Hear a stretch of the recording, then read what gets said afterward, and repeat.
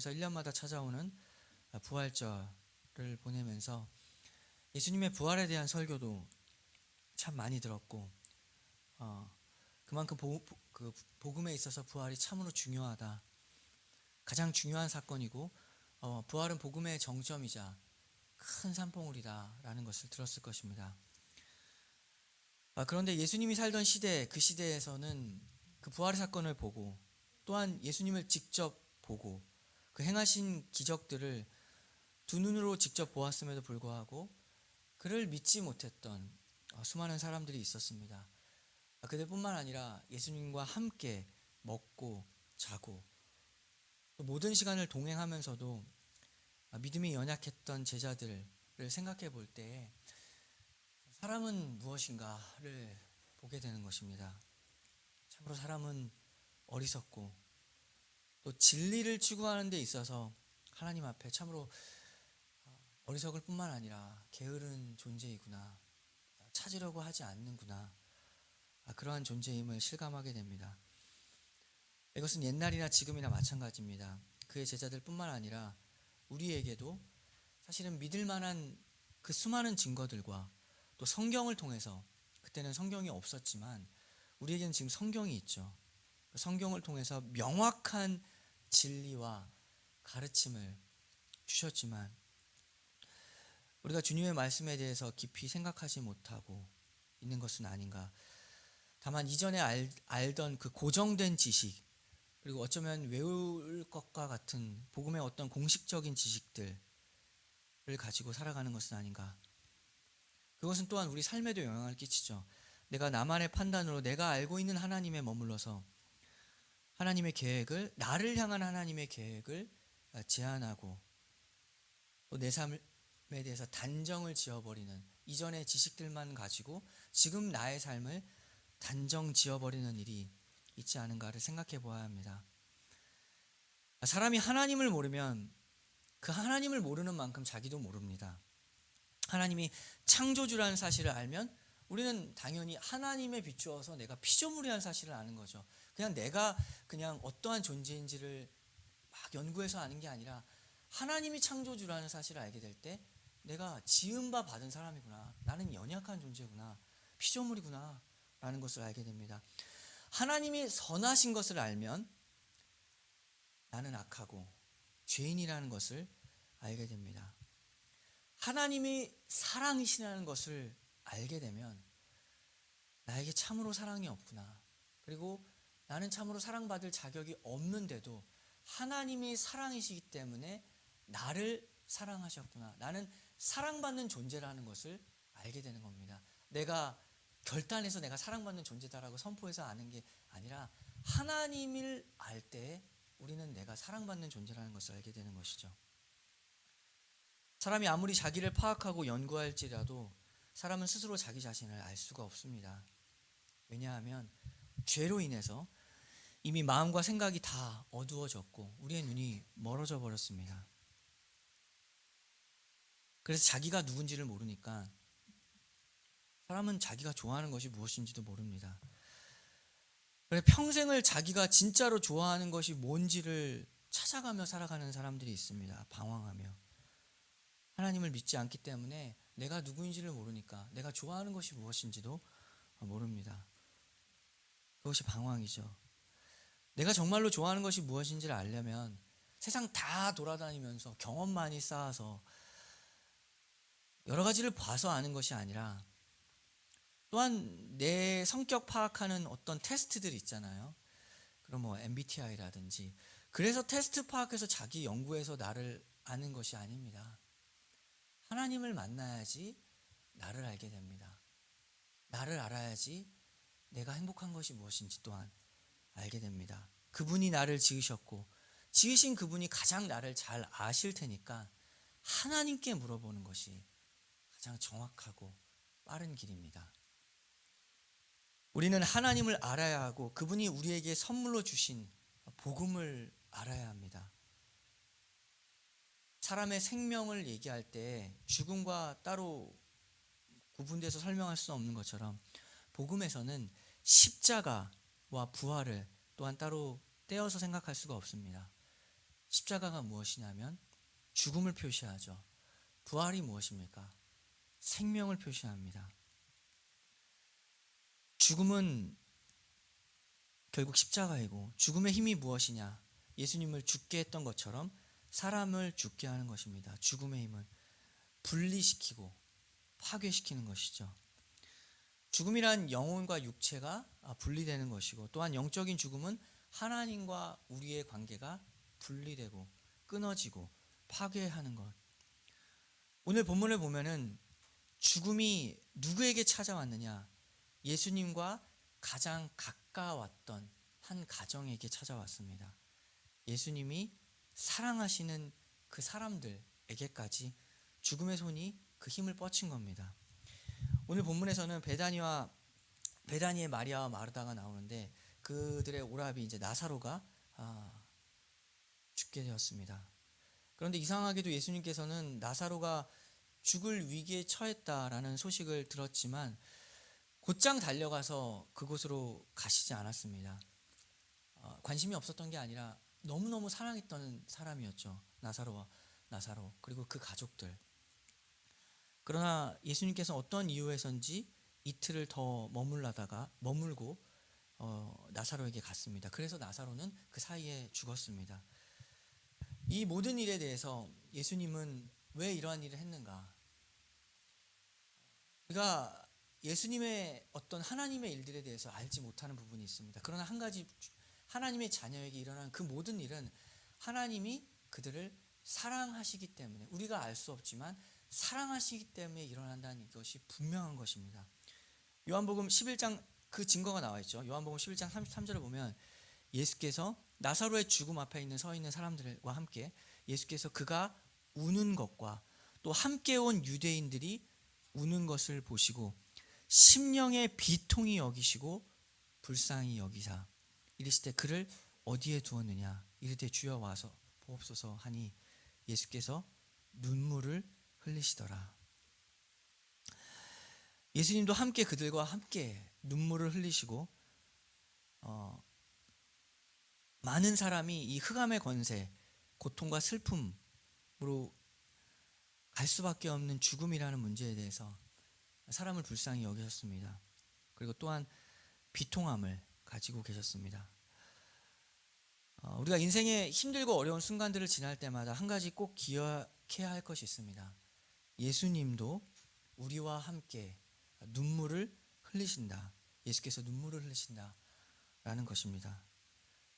마리아와 마르다가 우는 그 순간에 예수님도 함께 울고 있었습니다. 그 눈물의 의미가 무엇인가?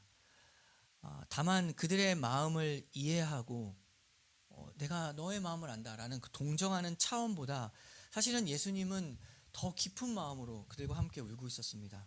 죽음이라는 것, 그 죽음이라는 본질적인 문제, 죄로 인해 사람이 형벌을 받을 수밖에 없는 사람의 한계, 어쩔 수 없는 저 사람의 한계, 그 연약함에 대해서 비통함을 가지고 계셨죠. 죄가 저렇구나. 죄가 결국에는 사망을 낳는구나. 어찌할 수밖에 없는 죽음의 운명을 가지고 있구나. 그 비통함, 죄로 인해 묶여있는, 어떻게 할 수 없는 묶여있는 그 인생에 대하여 예수님께서는 참으로 비통한 마음으로 눈물을 흘리셨습니다. 이러한 순간들 속에서 예수님이 어떠한 반응을 보이셨는가를 기억해야 되는 거죠. 우리가 살아가면서 내 마음대로 되지 않는 일들이 참 많이 있습니다. 내 힘으로 어떻게 할 수 없는 순간들. 누구나 다 잘하고 싶죠. 일부러 못하고 싶은 사람이 어디 있겠습니까? 잘 살고 싶습니다. 다 잘하고 싶습니다. 그런데 안 되고 막히는 일들이 내 앞에 펼쳐지게 되는 것이죠.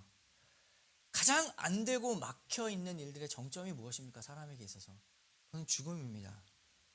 도무지 안 되는 것이죠. 잘생겨서 죽고 못생겨서 죽습니다. 부자라서 죽고 또 가난해서 죽습니다. 이 세상에 대단히 훌륭한 업적을 남기고 올바른 일을 해서 죽습니다. 누군가를 사랑하고 또 누군가를 미워해서 죽습니다. 이 세상의 아름다운 가치, 정말 보람 있는 일들을 만들어내고 또 반면에 완전히 막 살고 수많은 범죄를 저질러서도 또 죽는 것입니다. 사람이 그렇게 다 죽습니다. 도무지 이 죽음을 피할 수 있는 방법이 아무에게도 없습니다. 착해도 죽고 못나도 죽고 다 죽음을 피할 수 없습니다. 그렇다면 주님은 이 문제를 어떻게 말씀하셨는가? 예수님께서는 다만 우리의 형편을 아시고 동정하고 해주셨을 뿐인가? 이 죽음의 문제에 대해서 그의 제자들 또 우리에게 무엇을 가르치고 있는가? 안 되는 일, 도저히 안 되는 일에 대하여 하나님이 어떻게 말씀하셨는가? 우리는 예수님의 말씀을 통해서 죽음의 비참함을 보면서 어떠한 소망을 가지고 있는가를 생각해 봐야 됩니다. 그저 소망 없는 사람들과 같이, 하나님을 믿지 않는 사람들과 같이 인생을 보내면서 그 어떤 막혀있는 순간들과 되지 않는 일들 앞에서 그저 울고 불고 난리를 칠 것인가? 아니면 부활의 생명으로 인하여 위로를 받고 소망과 믿음으로 살아갈 것인가 하는 문제가 우리에게 지금 주어진 것입니다. 매일의 삶 속에서. 예수님은 나사로라는 사람의 죽음 앞에서 이렇게 말씀하셨죠. 이렇게 분명하게 나는 부활이요 생명이니 나를 믿는 자는 죽어도 산다. 나는 부활이요 생명이다. 이것은 굉장히 강력한 말입니다. 나는 너에게 부활을 줄 수 있는 사람이다. 생명을 줄 수 있는 사람이다 라고 말한 것이 아닙니다. 나 자체가 예수 그리스도 나 자체가 부활이고 생명이다 라고 말씀하신 아주 강력한 표현입니다. 예수님 자체가 부활이고 생명이다. 바로 그분이 하나님이라는 표현입니다. 구약에 있어서 또 신약에 있어서 수많은 사람들이 기적을 일으켰습니다. 어떤 사람이 하나님의 능력을 받아서 기적도 행하고 능력도 행하고 생명을 주는 통로는 될 수 있습니다. 사람은. 베드로도 마찬가지였고 바울도 마찬가지였습니다. 일어나게 했고 기적을 다 일으켰죠. 구약의 엘리사는 수넴 여인의 아들에게 생명을 주었습니다. 다시 살아나게 했습니다. 그러나 그들은 생명을 주는 기적의 통로일 뿐이지 그들 자체가 부활이고 생명은 아닙니다. 예수님은 여기서 내가 부활이다, 내가 생명이다, 곧 하나님이라는 말입니다. 나는 지금까지 그냥 기적과 생명과 부활을 주는 통로 정도가 아니라 내가 하나님이고 내가 부활이고 내가 생명이다. 그러니까 걱정하지 말아라. 지금 이들에게 말씀하신 거죠. 능력이 여기에 있다라고 말한 겁니다. 생명의 능력이. 나를 통해서 하나님이 생명을 주실 것이다. 내가 하나님이다. 내가 준다라는 표현입니다. 예수님 자체가 부활이고 생명입니다. 그분은 어떤 기적의 통로가 아니라 생명의 기적을 일으키는 당사자다. 부활하신 하나님이다라는 표현을 한 겁니다. 주님의 부활로 그분 자체가 영원한 생명의 증거가 되었습니다. 죽음의 힘은 이제 완전히 파괴되었습니다. 죄로 죽어있고 또 육체의 죽음을 맞이할 수밖에 없는 자들, 아무런 소망이 없는 그저 생존하는 사람들 앞에서 오직 유일하신 소망이 여기 있다라고 말씀하신 것입니다. 희망이 있다. 그분 안에서 우리는 생명이 있다. 우리가 다른 어디에서도 생명을 찾을 수가 없습니다. 예수님께서 나사로의 죽음으로 인해서 마르다가 또 마리아가 필요한 것, 가장 필요한 것, 그들에게 힘과 위로를 줄 수 있는 분이 바로 내 앞에 있다라고 말씀하신 것이죠. 예수님 안에서 마르다뿐만 아니라 우리도 죄와 죽음에 대한 모든 절망의 끝인 그 사망에 대한 유일한 해답을 얻을 수 있습니다. 그 해답이 무엇이냐면 25절에 나와 있죠. 나를 믿는 자는 죽어도 살겠고 죽어도 산다. 믿는 자들에게 주어진 약속입니다. 예수님께서는 죽어도라는 말을 하시는데 왜냐하면 사람은 다 육체적으로는 한 번은 다 죽기 때문입니다. 죄의 삭은 사망이기 때문에 예수님을 믿지 않는 사람들에게 있어서 죽음이란 무엇이냐면 바로 죄의 삭신, 죄의 형벌이죠. 그러나 예수님을 믿는 그리스도인에게 있어서 죽음은 더 이상 죄의 형벌이 아닙니다. 우리는 죽음을 두려워할 것이 아닌 것은 죽음은 우리에게 형벌로 다가오지 않습니다. 하나님을 믿지 않은 사람에게 죽음, 죄의 삭슨, 사망은 다 그것은 형벌이지만 죽음은 우리에게 있어서 더 이상 형벌이 아니라 죽음이 있다라는 것은 우리에게 참으로 은혜의 통로가 됩니다. 죽음이 있다라는 거. 왜 은혜의 통로냐? 누군가 죽는다는 사실. 이 세상은 일시적인 것이다. 이 세상 자체로는 소망이 없다. 세상은 죽음으로 향해 가고 있다. 그렇기 때문에 우리는 모든 것들에 대해서 그 일시적이고 소망이 없는 것들에 대하여 그것을 붙잡고 살아가지 않게끔 우리를 인도합니다. 죽음을 통해서 무엇이 공허한 것인지를 알게 된 것이죠. 정말 가치 있다고 생각하는 이 세상의 모든 것들이 사실 다 죽음으로 인해서 사라질 뿐이다. 그게 안 사라지더라도 육체의 죽음으로 인하여 사람이 사라진다. 그래서 붙잡고 살고 있지 않게 합니다. 우리가 살아가는 것은 나그네로서 살아가는 것이죠. 붙잡을 것이 없다. 오직 붙잡을 것 한 가지, 유일한 소망이신 예수님께, 죽음은 오히려 우리를 더 예수님께 가까이 가게 하는 은혜의 통로입니다. 죽음으로 인하여 모든 것에 소망이 없는 이 세상에 과연 정말 나에게 중요한 것이 무엇인가? 나는 왜 자꾸 이 죽어갈 것들을 내가 왜 이렇게 붙잡고 살아가고 있는가? 그렇다면 지금 이 땅에 사는 동안에 가치 있는 것은 무엇인가? 나의 삶에서 정말 의미 있는 것은 무엇인가? 어떻게 살아야 하는가? 오직 예수님만이 유일한 소망이라면 어떻게 예수 그리스도를 위하여 또한 예수님과 함께 동행하며 하나님의 영광을 드러내고 살아가는가? 우리의 시선을 자꾸만 옮겨놓는 은혜의 통로입니다. 죽음이 있기 때문에 그 죽음을 통해서 공허를 느끼게 되고 참다운 가치를 알게 되는 것이죠. 그러한 역할을 죽음이 우리에게 담당하고 있습니다. 그렇기 때문에 다만 죽어서 천당 가는 건 그게 전부가 아닙니다. 우리 살아가는 이유가, 지금 이 땅 살아가는 이유가 죽어서 천당 가려고 이 땅을 살아가지 않습니다. 그게 최종적인 목적이 아닙니다. 천당은 불교 용어죠. 그리고 처음부터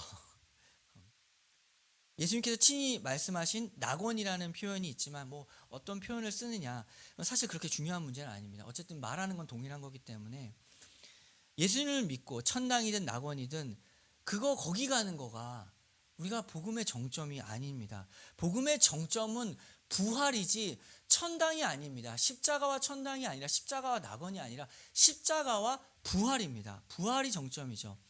그래서 천당을 자꾸 강조할 필요가 없습니다. 사실 한국 교회에서만 유일하게 좀 많이 예수 천당을 강조합니다. 우리가 목적지가 거기가 아닙니다. 천당은 무엇이죠? 주님 다시 오실 그날까지 그냥 잠깐 머무는 정거장입니다. 거기에는 영혼만 가는 것이지 육체가 가는 곳이 아닌 불완전한 곳이죠. 하나님께서 우리를 영혼과 육체로 지으셨지 그냥 무슨 고스트처럼 귀신처럼 영혼만 지으신 것이 아닙니다. 그래서 거기는 정점이 아닙니다. 정거장입니다. 복음의 목적지가 무엇이냐? 우리가 늘 들어왔듯이 부활이 복음의 목적지죠. 예수님이 부활하신 후에 새로운 육체를 가지고 살아나셨습니다. 그래서 그 새로운 육체를 그의 제자들에게 보이셨죠. 그 육체가 사라졌다라는 것이 빈무전 사건입니다. 빈무전 사건이 굉장히 중요하죠. 복음에 있어서 육체가 사라졌다. 그 부활의 첫 열매 대신 예수님이 새로운 육체를 입으셨고 그것을 그의 제자들에게 다 보여주셨습니다. 새로운 육체, 신비로운 육체를 보여주시죠. 부활하신 후에 예수님 갑자기 무슨 영혼만 돌아다닌 게 아니라 만져보라고 했잖아요. 그 육체를, 새로운 육체. 그리고 문을 닫았을 때에 분명히 성경에서 문을 닫았을 때 예수님이 그 제자들 가운데 갑자기 나타나셨다는 것을 보여서 새로운 육체를 우리에게 보여주셨습니다. 그래서 부활의 첫 열매 되신 예수님이 새로운 육체를 입으셨고 우리 역시도 주님 다시 오실 그날의 그 다음의 열매로서 부활의 몸을 입게 되는 것이죠. 그게 정점이지 그냥 영혼만 가 있는 천당이 우리에게 정점이 아닙니다. 안 간다는 건 아니지만 정거장일 뿐이죠. 우리가 강조해야 될 것은 복음에 있어서 가장 큰 산봉우리인 십자가와 부활을 강조하는 겁니다. 천당을 강조하는 것이 아니라 고린도전서 15장 51절을 보면 보라 내가 너희에게 비밀을 말하노니 우리가 다 잠잘 것이 아니요 마지막 나팔의 순식간에 호련히 다 변화되리니 나팔 소리가 나매 죽은 자들이 썩지 아니할 것으로 다시 살아나고 우리도 변화되리라. 부활의 몸을 입을 것이죠. 이 썩을 것이 반드시 썩지 아니할 것을 입겠고 이 죽을 것이 죽지 아니함을 입으리로다. 이 썩을 것이 썩지 아니함을 입고 이 죽을 것이 죽지 아니함을 입을 때 그때 사망을 삼키고 이기리라고 기록된 말씀이 이루어지다. 그때가 사망을 삼키고 이기리라는 말씀이 이루어지는 복음의 정점이 이루어지는 시간입니다. 주님 다시 오실 그날 마지막 나팔이 울리는 그 순간에 우리는 호련히 다 변화되어서 새로운 몸을 입고 새 하늘과 새 땅, 새 예루살렘에 영원히 예수님과 함께 살아갈 것입니다. 그 부활의 몸을 입는 것이 복음의 정점입니다. 선한 유대인 마르다 역시도 미래의 부활을 믿었죠. 그래서 24절에 마지막 날 부활의 날에 내가 다시 살아날 것. 마르다가 이르되 마지막 날 부활의 때에는 다시 살아날 줄을 내가 아나이다. 그러나 주님께서는 훨씬 더 많은 것을 그에게 약속하셨습니다. 무릇 살아서 나를 믿는 자는 영원히 죽지 아니한다. 그가 약속하신 것은 살아서 나를 믿는 자, 마지막 날 그 부활의 마지막 정점을 이루는 그날뿐만이 아니라 지금 현재 우리에게 무엇이 주어져 있는가? 우리에게 영원한 생명이 이미 주어졌다라는 사실을 말합니다. 요한복음 5장 24절에서도 이렇게 말하셨죠. 예수님께서 내 말을 듣고 나 보내신 이를 믿는 자는 영생을 얻었다. 사망에서 생명으로 옮겼다. 이미 예수님을 믿는 사람들에게는 영생이 있고 사망에서 생명으로 옮겼다. 과거형입니다. 이미 그것을 가지고 있다. 그래서 그 영원한 생명을 가지고 있기 때문에 나중에 예수 천당 가느냐 안 가느냐가 그 문제가 우리에게 지금 중요한 게 아니라 지금 가지고 있는 이 영원한 생명을 가지고 하나님의 자녀로서 어떻게 살아야 하는가가 우리에게 더 큰 문제이고 더 큰 질문입니다. 그 생명을 누리고 어떻게 살아갈 것인가? 내가 착하게 살면, 잘 살면 영원한 생명이 나중에 주어질 것이지. 그래서 천당 간다. 이것에 우리의 시선이 없습니다. 이미 얻은 구원, 그리고 이미 얻은 생명을 가지고 구원받은 자로서 지금 이 땅에서 어떻게 살아가야 하는가? 이 문제가 우리에게 남아있는 것이죠. 예수님을 진짜로 믿는 사람이 이 땅을 살아갈 때 어떠한 착한 일과 선행 일을 한다는 것은 나중에 어떤 보답을 받기 위해서 하는 것이 아닙니다. 그래서 사랑이란 우리가 대가를 바라지 않는 것이죠. 우리가 어떤 사람을 사랑할 때 그 사람이 내가 잘해줘서 그 다음에 나의 기브 앤 테이크로 나중에 무언가를 준다. 물질적인 것뿐만 아니라 인정까지도, 마음을 주는 것까지도 우리는 바라지 않습니다. 우리는 보답을 바라고 선한 일을 하는 게 아니라 하나님의 자녀로서 이미 영원한 생명을 가진 자로서 하나님의 사랑 가운데 거하며 그 사랑을 드러내는 사람으로 살아가는 것이죠. 예수 그리스도의 인격을 어떻게 드러낼 것인가? 어떻게 예수 그리스도의 품성을 더 드러낼 수 있을까? 내가 얼마나 하나님의 사랑 안에 거하고 있는가? 그래서 그 사랑 내가 어떻게 누리고 살아가고 있는가? 그래서 그 사랑 가운데 어떻게 자연스럽게 그 사랑을 표시할 수 있는가? 숨길 수 없는 사랑이잖아요. 예수님의 사랑은 우리가 숨길 수가 없는데 그 숨길 수 없는 사랑을 어떻게 드러내고 살아가는가가 우리가 착한 일을 하는 목적이지 뭔가를 바라고 착한 일을 하는 것이 아닙니다. 이미 주어졌기 때문에, 영원한 생명이 우리에게 주어졌기 때문에. 여기서 믿음과 영생이라는 표현을 생각해 봐야 됩니다. 믿음과 영원한 생명, 이것은 분리될 수가 없다. 영원한 생명은 그를 믿는 자들에게 주어진 것이다. 그를 믿는 자들에게는 죽음이나 하나님으로부터 분리되거나 차단될 가능성이 전혀 없습니다. 영원한 생명이 우리에게 있기 때문에. 내가 너희에게 영생을 주노니 영원히 멸망치 아니할 터다. 이것이 하나님이신 예수 그리스도가 우리에게 약속하신 것입니다. 나를 믿고 내 안에 사는 누구든지 예수님을 믿고 의지하는 어떠한 사람이라도 영원한 생명을 잃을 수가 없다. 어떤 사람도 길을 잃어버릴 수 없다. 예외가 없다. 주님의 은혜는 그 백성 한 사람 한 사람 단 한 명도 놓치지 않고 모두 그들이 마지막 날 그 영광에 참여하게 하실 것입니다. 그러면 우리는 어떻게 살아야 되는가? 부활의 생명을 가진 우리가 어떻게 살아야 하는가? 주께서 이미 주신 영원한 생명을 이 땅 위에서 가장 잘 드러내고 살아야 됩니다. 주님께서 우리를 어떻게 대하시는가 생각해 보십시오. 하나님을 알아야 우리를 아는 것이죠. 인격적이신 하나님께서 우리를 인격자로 대우하십니다. 강제로 율법을 그냥 다 이행해라, 그렇게 하지 아니하시고 우리가 인격적으로 응답하기를 바라시는 것이죠. 어떻게 하면 예수 그리스도의 인격을 이 땅 위에 드러내는가? 그의 품성과 그의 지혜와 그의 판단과 그의 계획을 어떻게 인격적으로 드러낼 수 있는가? 그러기 위해서는 나 혼자 살아가서는, 나 혼자 신앙생활에서는 그 예수님의 모든 인격을 다 드러낼 수가 없습니다. 하나님이 정하신 방법이 무엇인가? 우리가 그것을 알아야 되죠. 내가 정한 방법대로 하나님 그리스도의 품성을 드러내는 것이 아니라 우리의 중심이 바뀌어야 됩니다. 하나님이 정하신 방법대로 예수 그리스도의 성품을 드러내는 삶이 되어야 됩니다. 하나님이 정하신 방법이 무엇이죠? 예수 그리스도의 몸이 있다. 예수 그리스도의 몸이 있고 그 몸이 그 머리 대신 예수 그리스도를 전하는 것, 증거하는 것이 하나님이 정하신 방법입니다. 그것이 바로 교회죠. 우리는 각자 다 따로따로 신앙생활을 하는 게 아니라 하나님께서 우리를 지체로 부르셔서 지금 보이는 이 교회로서 우리를 부르셔서 가장 예수 그리스도의 인격을 잘 드러내도록 우리를 묶으셨습니다. 우리를 부르셨습니다. 교회로. 각자가 따로가 아니라 교회로 그리스도의 몸으로 우리를 부르신 것이죠. 이 보이는 교회를 통해서 예수 그리스도의 영광을 가장 잘 나타낼 수가 있습니다. 같은 소망을 가지고 우리가 함께 모여서 같이 하나님을 사랑하는 마음으로 이 자리에 함께 있는 형제를 사랑하는 것, 한 영혼이 또한 한 교회의 지체가 되어서 함께 형제가 되어 예수님의 사랑을 함께 누리는 것, 이것이 가장 예수 그리스도의 인격을 드러내는 하나님이 정하신 방법입니다.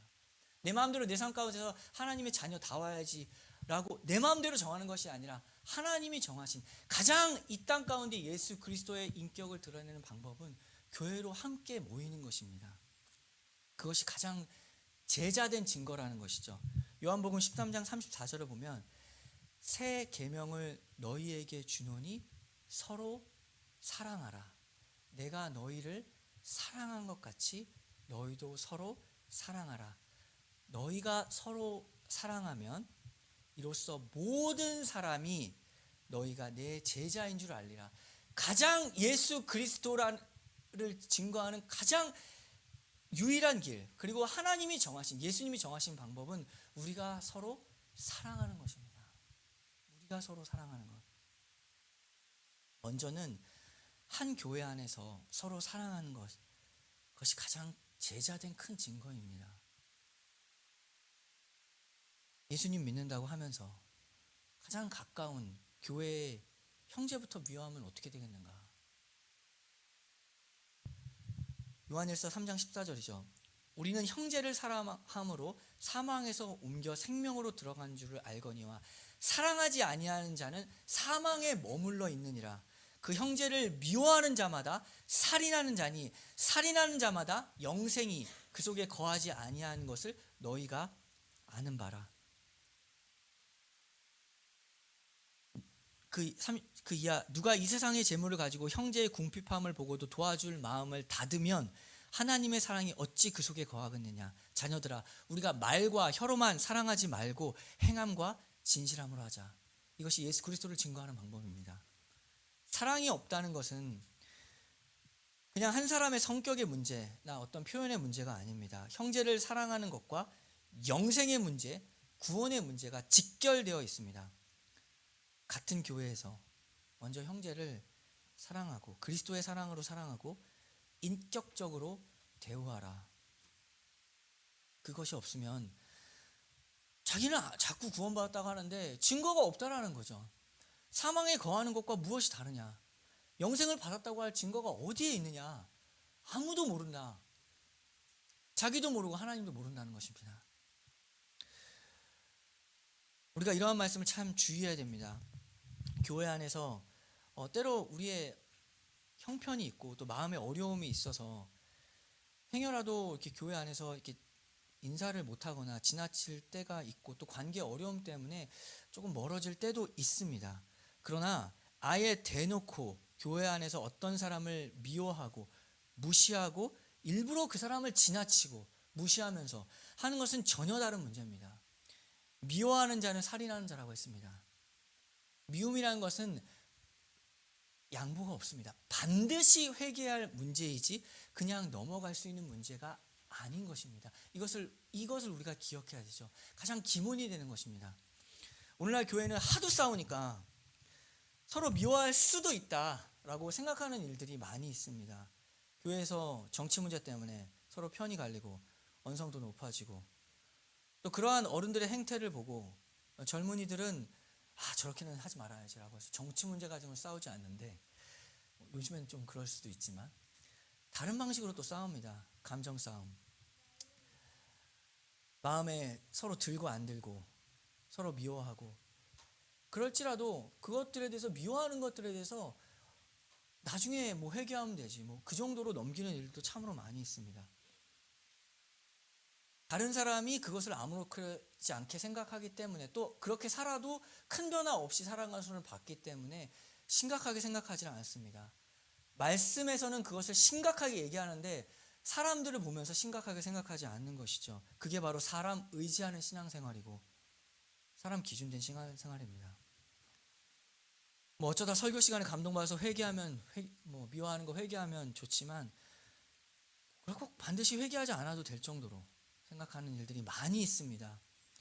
예수님도 친히 말씀하신 대로 형제에게 노하는 자마다 심판을 받고 그것이 지옥불에 들어갈 일이라고 예수님 말씀하셨는데도 마음속에 미움 품고 있으면서 동일한 마음을 가지고 있으면서 예수님을 사랑한다, 예수 그리스도의 인격을 드러내겠다 라고 할 수 없는 것입니다. 주님의 말씀은 우리의 삶과 저 멀리 있고 또 비인격적인 것이 아닙니다.